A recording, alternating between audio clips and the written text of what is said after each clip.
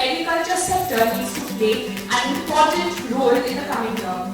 I take great pride in mentioning that 1 out of 5 villages, or let me put it this way, 1 out of 2,000 farmers is the natural farming method. Irrigation system has been a long problem in the Indian agriculture.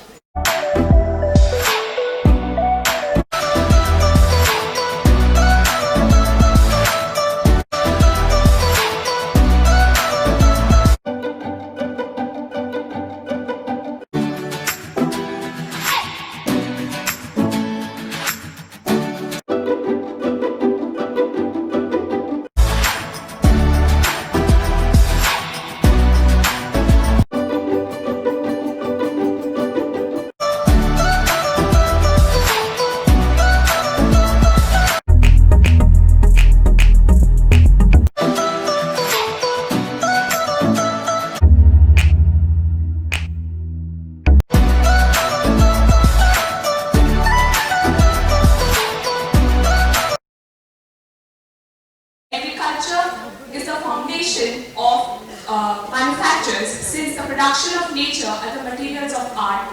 With the dual objective of India becoming a USD 5 trillion economy by 2024 and also doubling farmers' income by 2022, the agriculture sector needs to play an important role in the coming year. As per the Economic Survey of India 2019, India needs to grow at 8% to meet the former objective, with India's GDP slashing down to 5% in Q1 and 4.50% in Q2 of the current financial year. The agriculture sector needs to play a decisive role in the coming years to achieve India's target. Thus, we expect this year's budget will also have a considerable amount of announcements in the sector.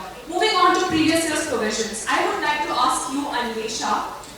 In last year, the government proposed the zero budget natural farming to reduce farmers' production costs and double their income in over 6 government states of the nation. Would you like to highlight the provision and the progress?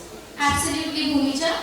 The government had come up with a number of provisions. One of the most famous ones is the Pradhan Mantri Karam Yogi Mandhan scheme, which aims at providing pension benefits to more than 3 crore retail houses and small-scale shopkeepers who have an annual income of 3 lakhs. Moreover, they have put special emphasis in making the enrollment requirement of these schemes very easy, like bank account details, Aadhaar card details, and self-declaration forms. Moving on to the next would be the interest subvention scheme. The interest subvention scheme specially helps in allocating rupees 350 crore rupees in the names of GST registered MSMEs only, with a 2% interest subvention for the financial year of 2019 to 2020. We have to keep in mind that the current budget is not just talking about decreasing the GST rates on agricultural units or outputs rather, but also in decreasing the GST rates on agrochemicals, especially for pesticides and fertilizers. Therefore, they have come up with the introduction of the Pesticide Management Bill, which procures in monitoring the usage of pesticides and fertilizers. You might be thinking, why so? The answer to this lies that they are actually heading towards organic farming. So, in order to promote organic farming, they actually have to curb and monitor the usage of pesticides and fertilizers. A high rate of GST on both of them will definitely curb the usage of such. And when I say high rate, GST on fertilizers which were previously 6% in the last union budget, is now at 12% rate. Thank you, Anvesha. Moving to you, Sushil. The increase in minimum support price was in principle of providing 50% return over all India weighted average cost of production as announced in the Union Budget 2018-19. So what do you think, Sushil? Is MSP really benefiting the distressed farmer? Do they really get to sell at MSP? Bhumija, you have raised a very important concern from the point of view of the farmer. The increase in MSP, which is in line with the Swaminathan report, has failed to mitigate the distress faced by the farmers, especially the small and marginal farmers. A harsh reality is that even though the MSP provides sense of security to the farmers, there is various problems associated with it. The procurement of crops from the farmers is one of the important challenges posed by MSP. You must have read in news reports that the farmers are compelled to sell their crops below the MSP due to the presence of middlemen. According to the Economic Survey of India, MSP-linked public procurement has focused more on wheat, rice and sugarcane at the expense of other commodities like pulses and oilseeds. This has resulted not only in buffer stock of rice and paddy but also price fluctuation in oilseeds and pulses, even though there is substantial imports of oilseeds and pulses. The other important problems associated with MSP are its inflammatory nature, adverse effect on cropping pattern and no incentive on cost reduction. Therefore, even though the government has provided 150% on the cost of production, only 6% of the total farmers in India are getting benefited.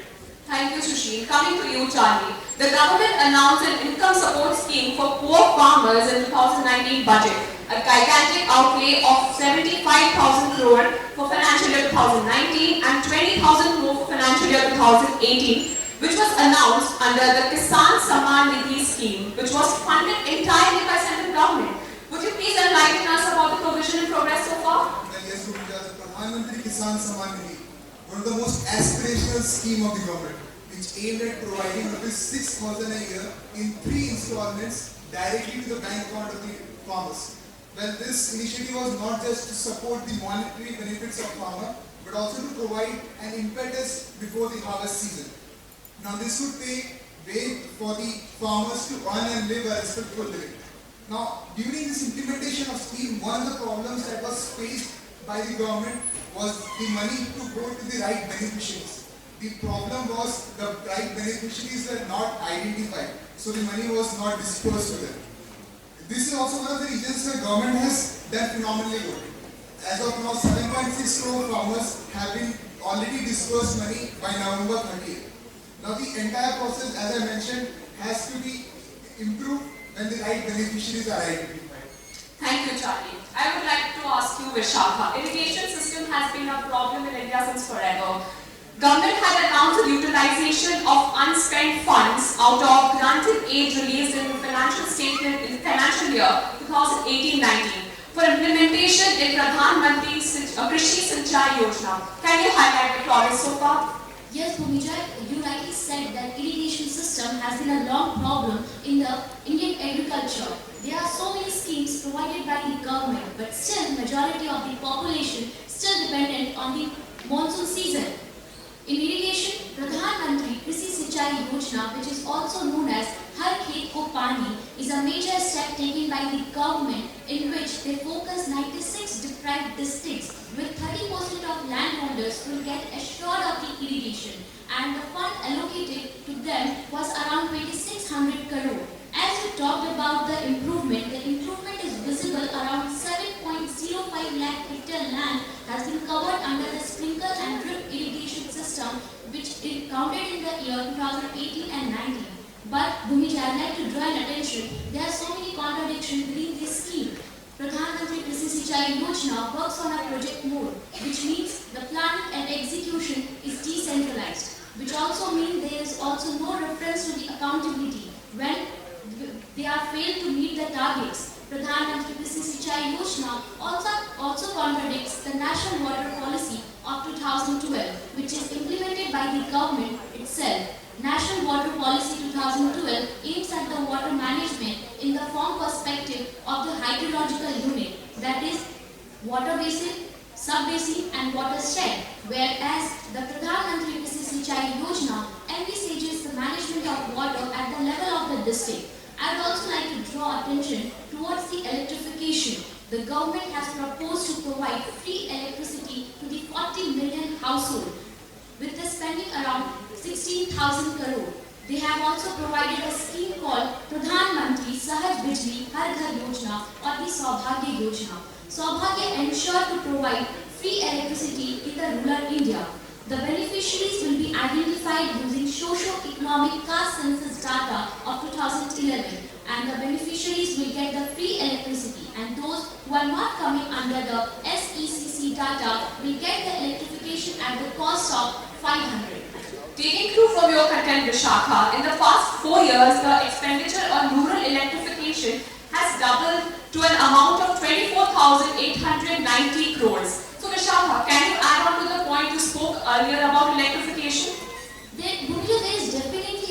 sharp growth in the consumption of the electricity in the agriculture, rising with the 8% to 17% in 2016. I would also like to say that there is a strong linkage between electricity, irrigation and agriculture. All the electricity supplied to the used for the pumping water, mostly the groundwater. So, power subsidy for the irrigation leads to the excessive use of the groundwater, which is visible in the states like Punjab and Haryana. Now, in this scenario, managing India's groundwater will be the biggest challenge for the policy makers. Thank you, Vishaka. Moving to you, Anvesha. You talked about providing assured income and benefit plans being a part of zero-budget natural farming. To double the income of farmers, can you tell us a mechanism to measure the progress so far? Absolutely, Bhumija. Zero budget has certainly helped in increasing soil fruitfulness, but we also have to keep in mind that its job in boosting the efficiency and farmers' pay implementation is also not far-fetched. When I say this, the greatest evidence would be the government of Andhra Pradesh that had launched no chemical usage of farms program last year. And at the current date, they already have been successful in making 100% chemical-free farms to almost 6 million farms in India. The program is not only a contribution towards attainment of sustainable development goals, but also towards no poverty, retention of cleanliness and great clean water, and also towards sustaining responsible consumption and production schemes. As part of the objective of Zero Budget Natural Farming Project, the welfare of farmers and their families is definitely the main focus, but also this scheme aims at providing 7 lakh self-help groups of women into engaging them into this project so as to scale up, sustain and deepen every inch of the meaning of this program. Since 2019, Zero Budget Scheme had also come up with the 3-year fellowship program, which is basically young graduates and postgraduates who are studying in fields of agriculture and aligned streams. They stay with the villagers and perform the Zero Budget project so as to penetrate the meaning of this project to the bottom line. They help the villagers understand what is exactly required for organic farming. I take great pride in mentioning that 1 out of 5 villages, so let me put it this way, 1 out of 2,000 farmers is a natural farming fellow. Moreover, when as I previously spoke about the GST slabs for pesticides and fertilizers, so fertilizers which is previously 6% is increased to 12% and pesticides are now increased to 18%. I also mentioned that the increase has been done so as to curb the usage of the such. Moreover, the organic farming that we have been talking about, organic farming can not just take place due to by decreasing the GST slabs, but also by decreasing the GST slabs of pump sets, which help in doing organic farming as such. Therefore, the GST on pumps, which was previously 28%, is now decreased to 18%, and GST on most consumable products, which are rice, wheat, fruits, and vegetables, are now coming at 0 GST slabs. Thank you, Anvesha. Moving on. The agriculture export policy was introduced with the aim of doubling farmers' income by 2022. The policy is aimed to integrate Indian farmers and agriculture products to global value chain. Sushil, what role the government should play in boosting exports? The government has approved 206 crores of rupees for implementation of export throughout the world. The government has an objective of doubling the export from 30 billion rupees to 60 billion rupees by the end of 2022. But they also plan to extend it to 100 billion rupees in the next 3 years through a strong and stable export policy. They plan to diversify the export basket, destination and add value to the value-added products with special focus on perishable crops. The government also plans to double the agri-export in the coming years by integrating with the global value chain. So looking at the progress which has been made in the last couple of years, it is to be noted that 10% of the total agriculture products are through the total exports in India, and which comprises of low value and semi-processed and which are marketed in bulk. A major concern is here that only 15% of high value and value-added organic products are being exported worldwide. Thank you, Sushil. In the proposed budget, the budget allocated to Mahatma Gandhi National Rural Employment Guarantee Scheme was was rumored to be less than what the researchers predicted it to be. Can any one of the panelists take up this provision and enlighten us more about it? Let me take that question. Sure, Charlie. The Mahatma Gandhi National Rural Employment Guarantee Scheme, or the Manrega scheme, is for the first time in 5 years has been allocated less money than previous year's actual expenditure. So in the previous year's proposed budget of 2019-2020, the Manrega scheme was allotted with 60,000 crore as compared to 2018-19 budget where it was allocated 61,084 crore rupees, a deficit of 1,084 crore rupees. So many research organizations and researchers have come up and claimed with rationals that this scheme will not work properly with anything less than 88,000 crore rupees. To give a small example, Sikko village in Talwandi Sabo are a harried lot. People are told that they have not get educated work. In the last year, they have got just nearly 12 days of work as compared to 100 days of guaranteed work under this scheme. As per government data also, if you look, 14,000, 55,000 households have completed 100 days of work as compared to 59,000 households, a drop of 72%. Now the scheme has provided an average of just 41 days of guaranteed work. Even the number of households where they have work has decreased down to 4.81 crore from 5.71 crore in the last fiscal year. Since you're talking about schemes, Charlie, I would like to ask you, one of the schemes that was made for the farmers to make them feel secure against the natural calamities that they face during the time of sowing is Pradhan Mantri Fasal Bima Yojana. What is the current status of the provision? Well, Bhumija, in the last budget, Finance Minister allocated rupees 14,000 crore for Pradhan Mantri Fasal Bima Yojana. Now, this was ideated with an objective of providing full claim of damaged crops to the farmer with a minimal premium. Now, to be very honest, it has not been implemented and it is not true in the ground reality. If you take our own example, our own state, Odisha, a place in Sambalpur, farmers have been protesting because they have not got the money. They had observed this Republic Day as Black Friday because they were not dispersed the amount which had to be reimbursed to them because of damaged kharif crops. Now, as per a report brought by Agro-Economic Research Center, it tells that out of 50% Maharashtra agriculturists are not happy with the processing and implementation of this scheme. They tell that they want lesser premium and more disbursement of money. And they also tell that they need fewer paperwork so that this scheme will work properly. Thank you, Charlie. Sushil, coming back to you, agriculture credit is an important prerequisite for agricultural growth. What were the policies undertaken last year's budget? The government is providing 2% interest subsidy to ensure farmers get short-term loans up to 3 lakhs at an effective rate of 7%. Which has been made in the last couple of years, the short-term credit in relation with the crop-related investment rate has gone down significantly. According to the economic survey report, the short-term credit and the crop-related investment rate, which was around 51:49 in the year 2000, has gone down 75:25 in the year 2019. The economic survey also points out the major neglect of banks related to allied services like livestock, fisheries, and forestry. According to the survey, the agricultural output produced by the allied services were around 42%, but the banks, the share of the agricultural credit was only around 6 to 7%. This is one of the major concerns that has to be addressed in the next upcoming budget.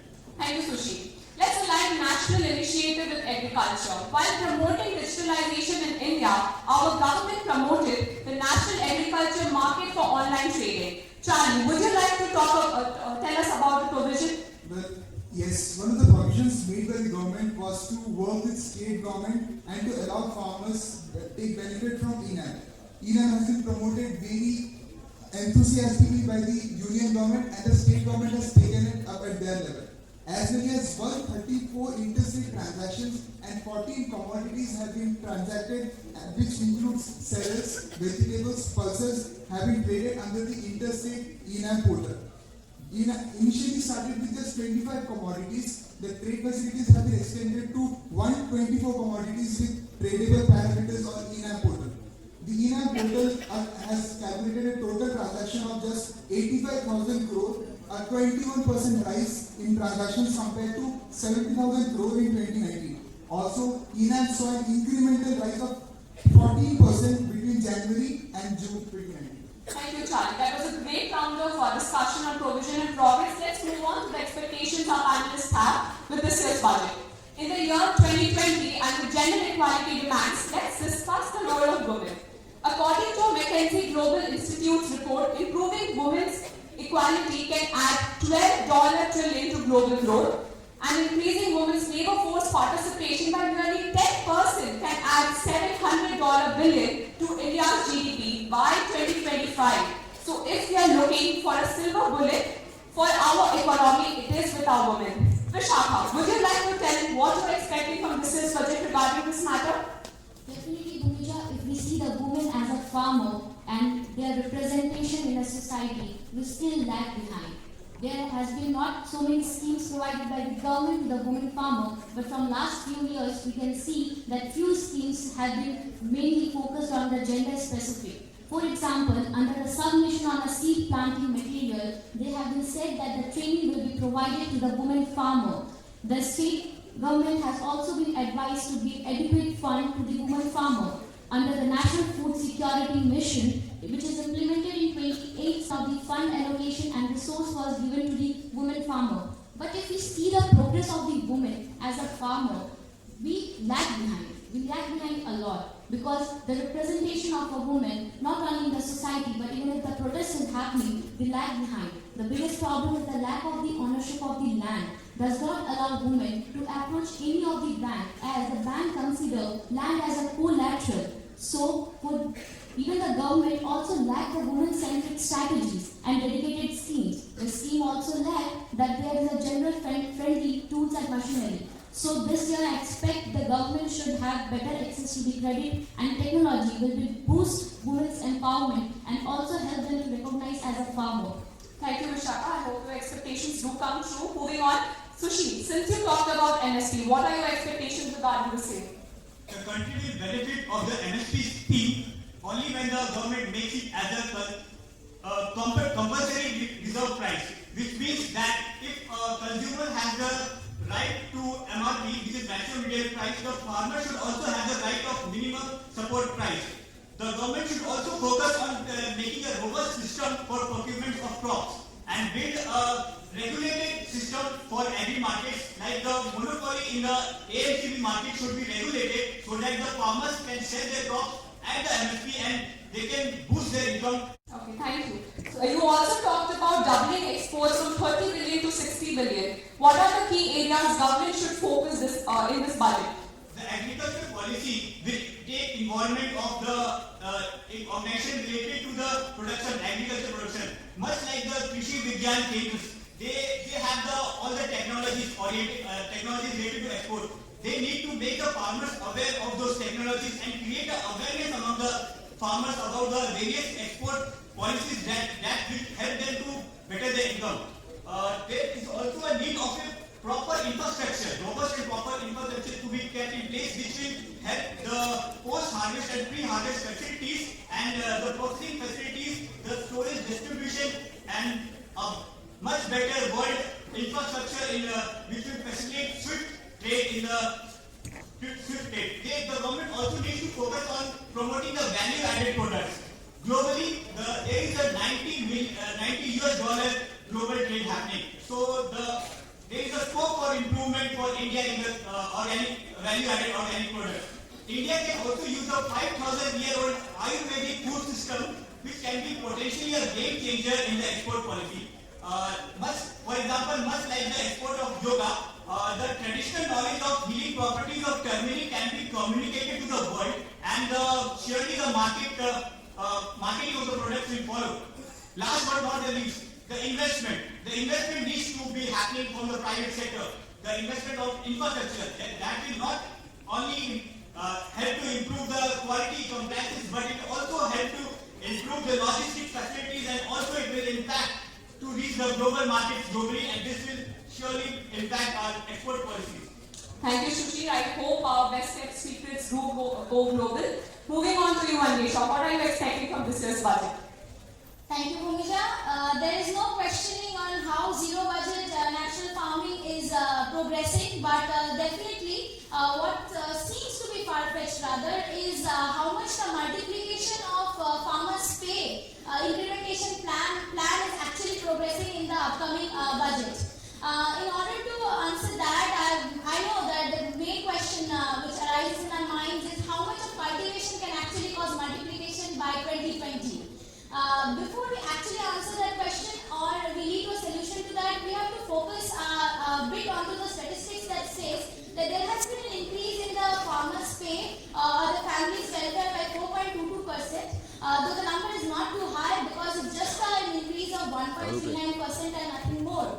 Moreover, before we actually look forward to goal orientation, we have to look through the problems that got to be taken under urgent considerations. Auxiliary issues would be reinforcement of acquisition of organic farming tools for food crops and especially for cash crops. Also, execution of equal payment framework to be made for homogeneous crops. And also, authorization of enactment of right to sell at MSP needs to be considered very urgently. I'm hoping that the upcoming union budget is expected to take steps that can make all land records digitalized completely, and also these farmer-friendly schemes can penetrate to the bottom line so as to build up progress of this entire project. Moreover, the budget 2020 should take proactive steps in order to improve the viability of small farmers and also poultry and fisheries, because we are all looking forward to sustaining an ecologically sustained ecosystem. Thank you, Anisha. Moving to you, Vishakha. You talked about an amazing initiative taken with regards to irrigation. What are you expecting from this year's budget? I think adoption of the micro irrigation is one of the finest way to improve the irrigation facility. With the water efficiency will also be managed. Apart from that, my expectation is that government should move towards a sustainable agriculture. And I would like to say, Bhumija, that water is not the problem of the India. The management of water is the problem. Okay, thank you, Vishakha. The credit dispersal for farm sector may exceed 13 lakhs crore in 2019-20 against rupees 12.5 lakh crore dispersed during last fiscal, according to NABARD. Sushil, what are you expecting from this year's budget? The government needs to make some government policy changes and lending reform changes which will surely boost the credit for the small and marginal farmers. The first initiative at the top of that government policy is that the government should set up a centralized database which will facilitate the data among the various states. The government can also set up a credit guarantee scheme much like the industry has for medium and small enterprises. The governments also need to focus on digitizing the land reforms and land records and implementation of model land leasing reforms which will surely be helpful for the farmers as suggested by the NITI Aayog. Coming to the lending reforms, there should be separate definition for the small and marginal farmers who are seeking loan up to 3 lakhs. The Kisan credit cards, the bank should monitor the Kisan credit cards. The issuance should be done in a unified manner, and the Kisan credit card should be eligible for those farmers who are seeking loan through interest subvention to prevent any misuse of funds. So I like to say that in the 24-hour time, hope my expectations come true. Thank you, Sushil. Moving to you, Charlie, last. Would you like to state an expectation you are expecting this year's budget to address? Well, Bhumija, I just don't have an expectation, but two of them. One of the expectations which I have is a problem that has not been addressed since quite long and should be addressed because it is one of our SDG goal number 3, which is good health and well-being. The problem which I am trying to find a solution with the help of the government is the problem of stubble burning. The stubble burning has caused a lot of air pollution in places like Delhi. Farmers in Uttar Pradesh, Haryana and Punjab have flamboyantly burning stubble which causes severe air pollution. As per a recent study in Delhi, it was noticed that 2% to 46% of cause of air pollution is because of stubble burning. One of my other expectations is to allocate more money for Manrega scheme. Now, the reason is because these people have more propensity to consume, which is closer to unity, which means if you give them 100 rupees, they are more likely to consume more. So I think more money allocation for Manrega scheme will take the demand much forward and will spur growth in the market. Thank you, Charlie. With the delay just few hours from now, we hope all our expectations do come true with respect of doubling farmers' income and improving their living standards. You've been a very patient audience. Thank you. The first runner-up is the Agriculture and Rural Development. Bhumika and her team, please come down the stage.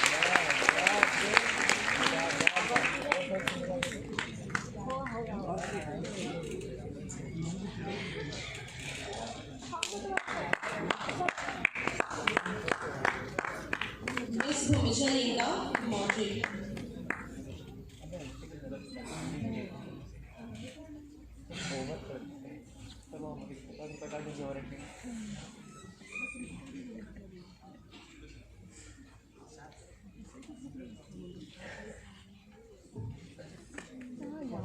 Mrs. Charlie Abraham.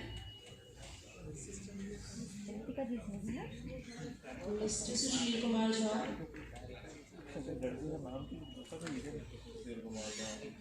Miss Anvesha Mukherjee. Miss Vishakha Vempi.